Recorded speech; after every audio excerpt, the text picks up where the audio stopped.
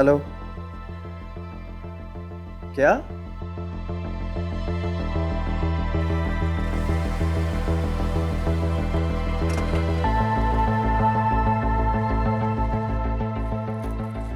हाँ हाँ ठीक है, मैं बस अभी पहुंच रहा हूं।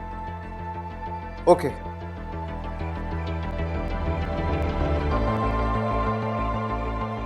जी, क्या मदद कर सकता हूँ मैं आपकी?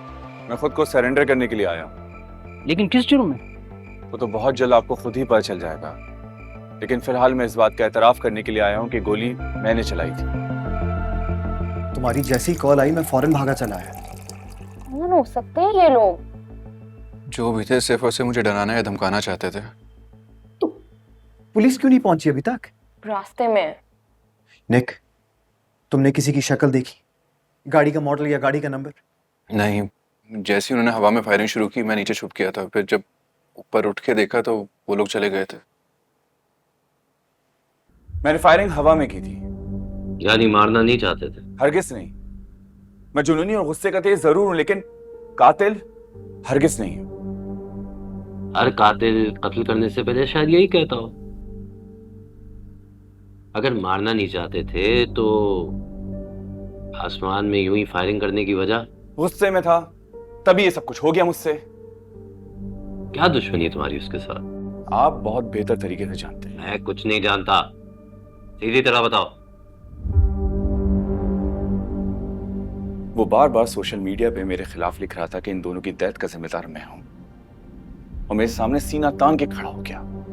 अभी अपनी बात से पीछे भी नहीं हट रहा था। तो क्या गलत कह रहा था? क्या वाकई में तुम्हारा इस सब में कोई हाथ नहीं?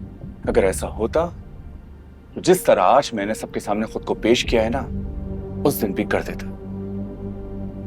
ठीक है, अभी के लिए अंदर लेकर जाओ इसे। जी चलिए।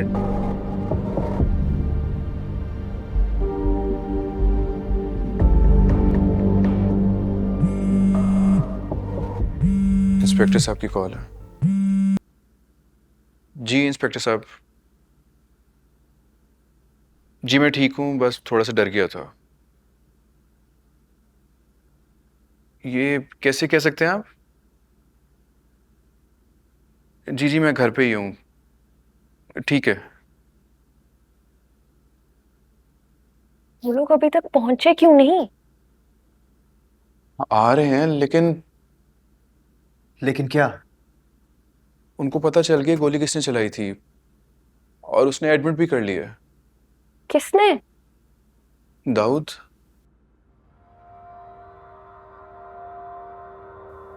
ये बात तुमने हमें पहले क्यों नहीं बताई? सर बहुत शर्मिंदा हूं मैं। इसका मतलब उन लड़कियों की हर बात झूठ नहीं थी। किसकी इजाजत से अंदर आई हैं? लेकिन मैडम वो लड़कियां इतना गंद मचाएंगी, हर कमरे के अंदर घुसेंगी, ये वाकई मैं नहीं जानता था। क्यों? तुम उनके साथ नहीं थे?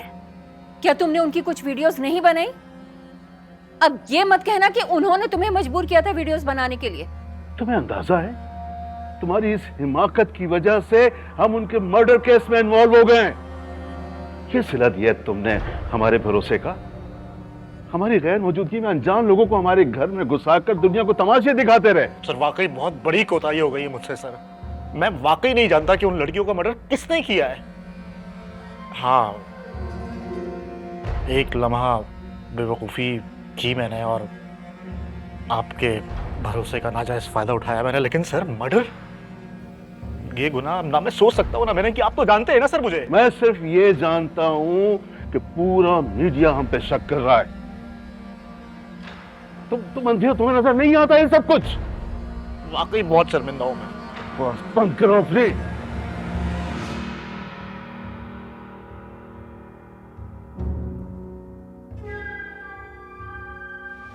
तुम सोच भी नहीं सकते तुम्हारी इस हरकत की वजह से हम कितनी बड़ी मुसीबत में फंस गए। सर मैंने पुलिस स्टेशन में सब कुछ साफ साफ बता दिया है, और आपके पास मैं सिर्फ ये कहने के लिए आया हूं कि आप जो भी सजा मुझे देंगे मुझे कबूल है। तुम्हारी इस हरकत के बाद तो कोई भी सजा तुम्हारे लिए कम होगी। याद रखूंगा, मैं तुम्हें सिर्फ नौकरी से नहीं निकालूंगा, मैं तुम्हारे टुकड़े टुकड़े करके कुत्तों के आगे डालूंगा। एक मिनट, आप इसे फायर बाद में कीजिएगा, लेकिन उससे पहले बहुत जरूरी काम होना है, फौरन इसी वक्त। तुम तो जानते हो ना तुम्हें क्या करना है?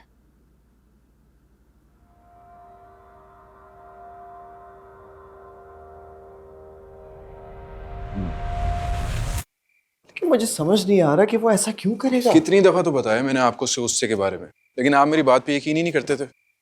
यार वो भी इस हद तक? ये तो कुछ भी नहीं है, ऐसी हरकतें तो हमेशा से करता रहा है वो, लेकिन ना जाने क्यों इस बार मुझे उस पर शक नहीं था। सेठ रईस के लोगों पे था। ऐसे एक ख्याल पहले मेरे दिमाग में भी आया था, लेकिन इंस्पेक्टर साहब की। जी इंस्पेक्टर साहब।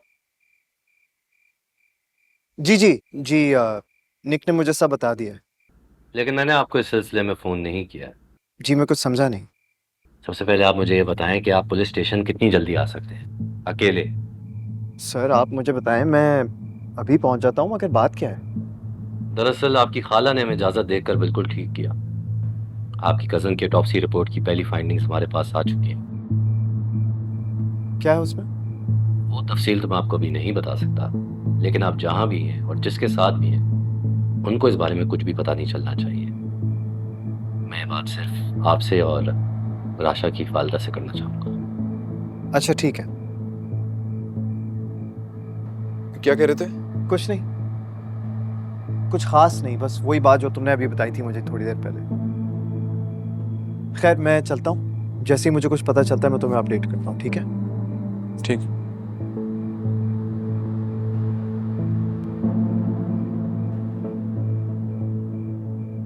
चलो फिर सैटरडे नाइट को मिलते हैं।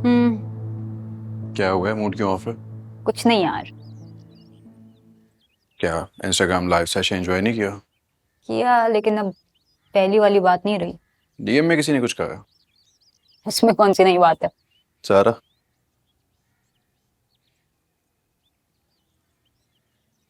सच पूछो तो ज़ारा का एटीट्यूड काफी चेंज हो गया है, काफी बदल गई है। ऐसी ही हो गई अब वो। अबे इंसान के दिमाग में 100 चीजें चल रही होती हैं। एक दफा नहीं सुनी इसकी बात सुकून से तो क्या घास ही नहीं डालेगी अब? मुझे लगता है ऐसी बात नहीं है, तू ओवरथिंक कर रही है। बकवास ना कर, तू तो यही कहेगा। अलग जो कर रहे हो तुम लोग मुझे। क्या कह रही है? आपस में खुसर खुसर करते रहते हो तुम दोनों, कटा रहे हो मुझे, मेरे बारे में ही बुराइयां करते होगे। ज़ारा मुझसे पहले तेरी दोस्त है, ऐसा नहीं हो सकता। लेकिन अब तो अवॉइड करने लगी है ना, नए नए प्लान्स बना रही है मेरे बगैर। अगर तू ऐसा सोच रही है तो सिर्फ तेरा वहम है, क्योंकि ऐसी कोई बात नहीं है। वहम है? अभी कमरे में उसने तुझे चुप रहने का इशारा नहीं किया था जब तूने उसकी नई सोशल मीडिया स्टंट के बारे में बात की थी? बोंगा ना बन मेरे सामने। अकल बट रही थी ना तो छन्नी लेके नहीं खड़ी हुई थी। तू भी इसके इशारे पे चुप हो गया था, देख लिया था मैंने। राशा ऑनेस्टली, कमर उसकी तरफ थी, आंखें मेरी आईने पे थी। तो जब सब कुछ देख रही थी तो उस टाइम पे क्यों नहीं बोली? क्या मिन्नतें करूं, भीख मांगू उसके सामने कि मेरी माँ बता दे तू अपनी नई दोस्त के साथ क्या प्लानिंग कर रही है? यार सच पूछो तो मैं भी उसकी नई फ्रेंड के बारे में कुछ ज्यादा नहीं जानता, ना ये जानता हूँ कि वो क्या प्लान कर रही है। वो मुझे कुछ ज्यादा नहीं बताती। मुझे ज्यादा नहीं बताती, मुझे तो कुछ भी नहीं बताती। देखो मैं नहीं चाहता कि तुम दोनों की लड़ाई में मैं बीच में फंसूं। नहीं है कोई लड़ाई, नहीं है फड्डा हमारे बीच में। ज़ारा वो वाली ज़ारा नहीं रह गई, बदल गई है। और तू लिख के रख ले, अकेले कुछ करेगी ना तो मुंह के बल गिरेगी। तो चोट भी तो उसी को लगेगी, और हो सकता है ये सब कुछ हमें प्रोटेक्ट करने के लिए कर रही हो। पूरा मुल्क हम तीनों को एक ब्रांड समझता है। खुद भी डूबेगी, हमें भी डुबाएगी।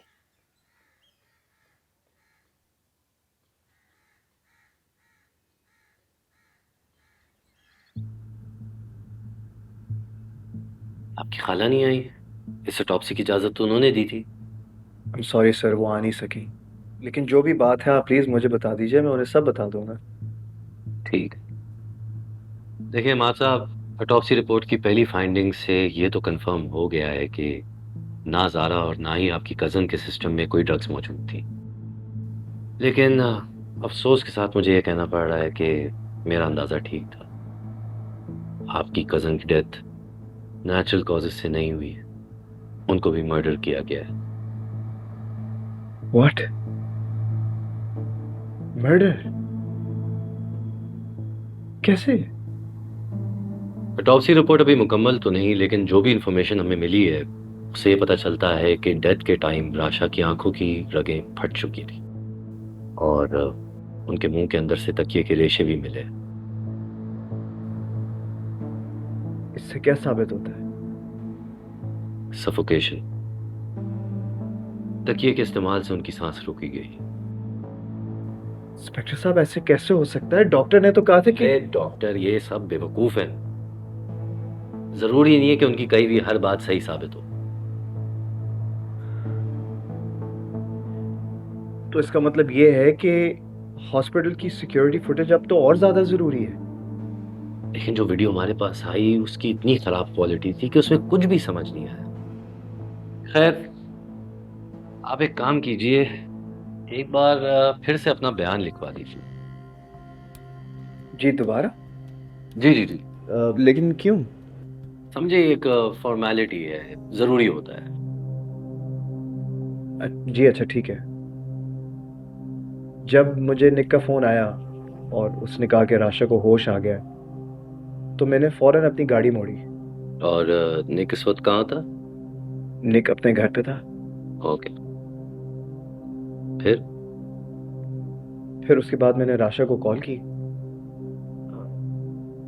पहले तो आपने बयान में कहा था कि राशा ने आपको फोन किया, अब आप कह रहे हैं कि आपने फोन किया, और हमारे रिकॉर्ड्स में भी यही लिखा हुआ है। जी, मैंने बयान में पहले सिर्फ ये कहा था कि मेरी भी राशा से बात हुई थी। अब मैं आपको ये बता रहा हूँ कि मैंने खुद उसे कॉल की थी। ठीक है ठीक है। फोन पे क्या बात हुई उससे? कुछ क्लियर बात हो नहीं सकी क्योंकि वो कुछ साफ कह नहीं पा रही थी। मतलब उसकी आवाज से लग रहा था कि वो रो रही है, वो सहमी हुई है। मतलब क्या बताऊं आप। ठीक है। फिर इसके बाद क्या हुआ? आगे बस ये था कि मुझे कुछ 20 मिनट लगे थे वहां पहुंचने में। मैं वहां पर पहुंचा तो वहां पहले से कोई मौजूद था? यही कहा था ना आपने अपने बयान में। कौन था वो शख्स जो वहां पहले से मौजूद था?